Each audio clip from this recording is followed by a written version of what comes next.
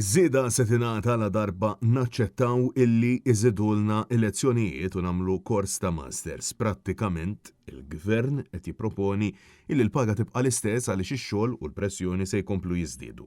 U b'tali proposti il-Gvern qed jistenna eżodu ta' għalliema. Din hija r-reazzjoni ta' diversi edukaturi wara li l-Ministru Clifton Grima sostna li l-Gvern poġġa fuq il-mejda proposta ta' 36,000 euro fis-sena għall-għalliema ġodda. Kif? It-taħdidiet mal-Unjon tal-għalliema għadhom ma laħqu ebda żblokk. L-edukaturi qed jisqu b'insistenza li dak li qed jipproponi l-Gvern għat-tibdil ukoll tax-xogħol li qed jipproponi xorta waħda u ċiċri b'ħadd ieħor paxxut huma jitqiesu volontieri.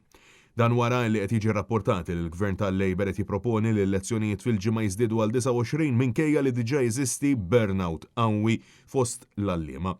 Proposti li qed jitqiesu li qed joffru r-regress u mhux il-progress mixtieq. L-edukaturi qed jisqu li minkejja żieda fil-paga hemm żieda sostanzjali fix-xogħol li żgur ma jirriflettix il-paga ġusta turija ta' nuqqas kbir ta' rispett lejn il-professjoni tagħhom. U ma komplow jisqu fuq il-medja soċjali b'mod mill-aktar voċiferu illi l-awtoritajiet li għandhom rispett lejn għalliema u anqas lejn xogħol l-LSIs biż-żgħażagħ mhux jersqu lejn dan ix-xogħol vokazzjonali u oħrajn qed jirriżenjaw bla doġġ. Dan fil-waqt li insistew mal-Gvern sabiex ma jibqax ixewwex kontra l-MUT u jqarraq bil-poplu. U ma appellaw lill-Gvern sabiex verament jirrispetta lill-għalliema kif b'tali żieda fix-xogħol u proposti li sansitra se jkollhom jidħlu lura l-università se jkomplu jfaqru settur li diġà jinsab arku bteħ.